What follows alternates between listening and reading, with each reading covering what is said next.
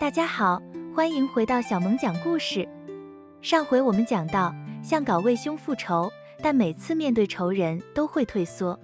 在一个风雨交加的夜晚，向皋在山神庙遇到了失踪的老道士，穿上道士给他的布袍后陷入昏迷。而当他再次醒来的时候，发现自己已经变成了一只老虎，而自己却死在了庙外。变成老虎的向皋循着熟悉的路线找到了庄公子一行人。在月光下，向皋从山路直冲而出，如闪电般扑向庄公子。正当庄公子惊恐地狂叫时，老虎已经把庄公子的马撞倒在地上，骏马嘶鸣着倒地，庄公子也摔了在地上。书童吓得魂飞魄散，翻身下马就往林子里跑。焦桐也想跑，但本能地取下弓箭，对准了老虎射去。但向皋的速度太快了，箭矢从他身边掠过，射在了树干上。向皋没有理会焦桐，直接扑向倒在地上的庄公子。庄公子惊恐地喊道：“救命！救命啊！”向皋没有任何犹豫，张开血盆大口，直接对着庄公子的脖子咬了下去。庄公子的惨叫声在山谷中回荡，血腥味充满了向皋的嘴巴，复仇的快感充满了全身。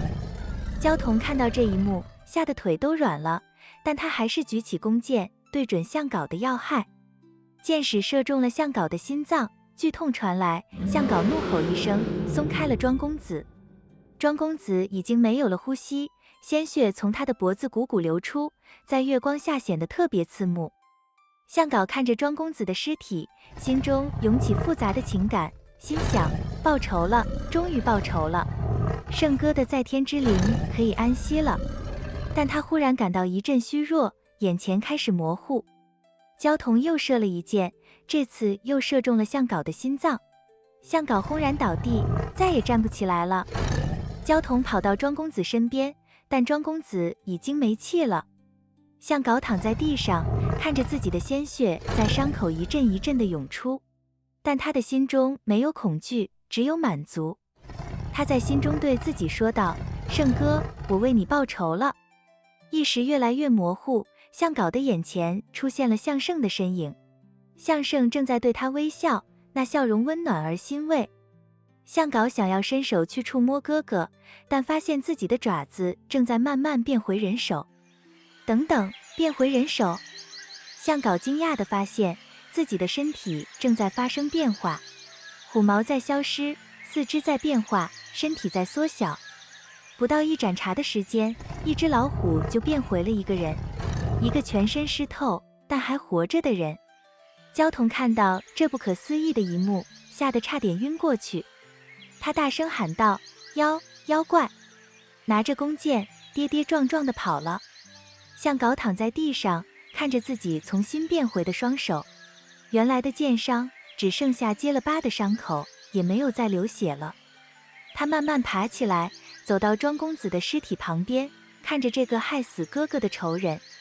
夜风吹过，带走了血腥味。向皋撑着虚弱的身体，转身慢慢走向回家的路。刚才到底发生了什么？他为什么会变成老虎？又为什么变回了人？还有那个道士，他到底是谁？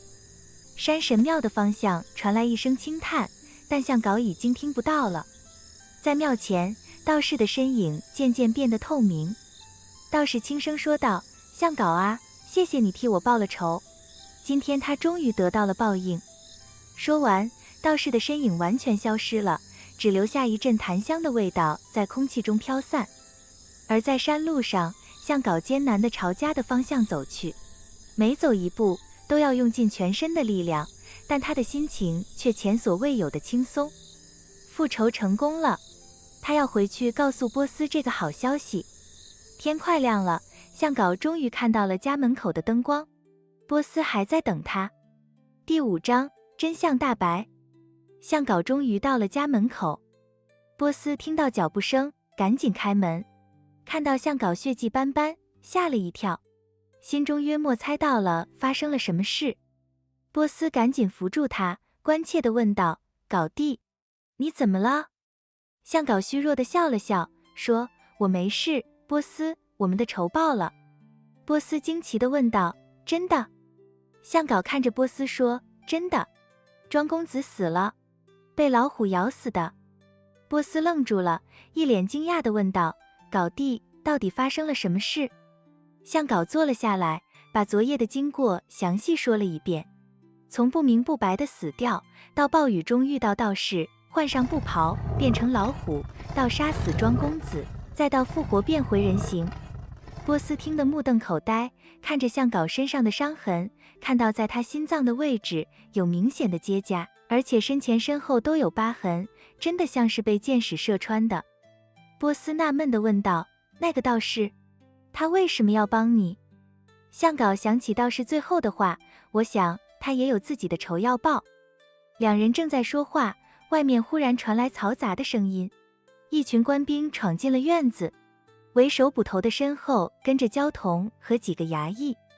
捕头大声喊道：“向皋，你涉嫌杀害庄公子，跟我们走一趟。”向皋站起来，平静地说道：“好，我跟你们走。”县衙公堂上，焦桐跪在堂下，激动地说道：“大人，就是向皋变成老虎杀了我家公子，我亲眼看到的。”县令摇摇头说：“焦桐，你是被吓糊涂了，向皋怎能变成老虎？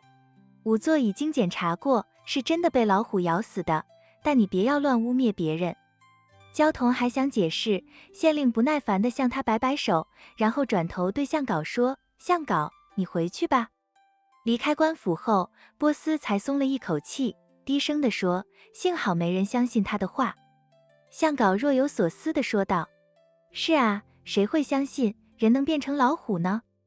几天后，波斯去了庄家看看张嫂，顺便打听一下。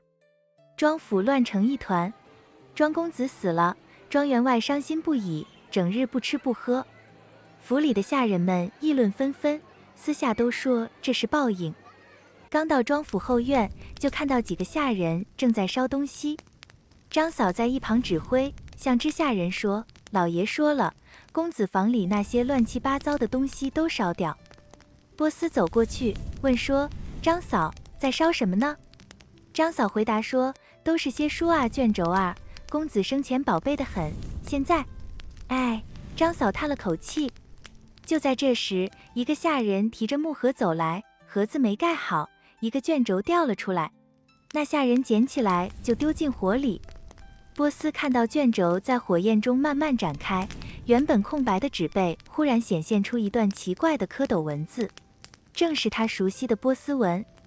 趁着没人注意，波斯赶紧把卷轴从火堆边缘捡出来。纸张已经有些焦黄，但那段波斯文字清晰可见，纸上写着：“修炼者可化身万物，然须心境纯净，否则必遭反噬。”波斯倒吸一口冷气，变身术，难怪庄公子会珍藏这个卷轴，原来他想要获得变身的能力。回到家中，波斯把卷轴拿给向皋看，然后对向皋解释了纸背的那一段文字。向皋恍然大悟地说：“原来如此，原来庄公子杀了道士，是为了抢这个变身术的卷轴。”波斯看着向皋说：“皋弟，你变成老虎杀死庄公子，会不会就是道士安排的？”向皋点点头说：“我想应该是。道士用他的道袍，让我获得了庄公子梦寐以求的变身能力，然后替他报仇。”两人沉默了许久，向皋忽然想起了什么，向着波斯说：“波斯，你知道道士最后跟我说了什么吗？他说，有些人以为得到了宝物，却不知那正是灾祸的开始。”波斯问道：“那你知道那道士是怎么死的吗？”向皋摇摇头说：“我不知道，但我想一定是庄公子想要这个变身术，道士不肯给他，然后……”波斯接着向皋的话说道：“然后庄公子就杀了道士，可能是意外，也可能是故意的，但不管怎样，道士死了，庄公子得到了卷轴。”向皋若有所思，低着头说：“但是他一直练不成，因为卷轴上说需要心境纯净，庄公子这样的恶人怎么可能练成？”波斯点头说：“所以他只能得到卷轴，却得不到真正的法力，反而因为杀了道士，每夜都做噩梦，梦见被猛兽追杀。”向导看着手中的卷轴，喃喃地说：“这就是天意，倒是让我穿上那件布袍，让我变成了老虎。庄公子想要的变身术，最终要了他的命。”向导小心地把卷轴收好，对着波斯说：“这个卷轴我要送回山神庙去，让它物归原主。”向导看着手中的卷轴，久久不语。波斯问道：“导弟，你在想什么？”向导回答说：“我在想圣哥还有那个道士。”向导抬起头看着波斯，问道：“波斯，你还有什么地方可以去吗？”波斯摇摇头，回答说：“没有了。我本来就是被拐卖来的，除了向郎和你，这里没有其他人了。”向导沉默了一会儿，一脸期待地说：“那以后你就留在这里吧，这个家需要有人。圣哥走了，你是我在这世上唯一的亲人了。”波斯眼中泛起泪光，看着向导说：“圣郎对我的恩情，我这辈子都还不完。你们兄弟俩都是好人，我哪里也不去。”几天后，向导把卷轴送回了山神庙。当他把卷轴放下的瞬间，整个山神庙都亮了一下，然后卷轴就消失了。向导忽然明白，也许从那个雨夜开始，一切就已经注定了。道士的布袍，庄公子的欲望，还有他心中的仇恨，最终都汇聚成了这个结局。世间发生的种种事，原来都不是偶然的。今天的故事就到这里，下次再相会。别走开，主题曲马上来。如果你喜欢这个故事，别忘了订阅、按赞、分享给同样爱听故事的朋友们。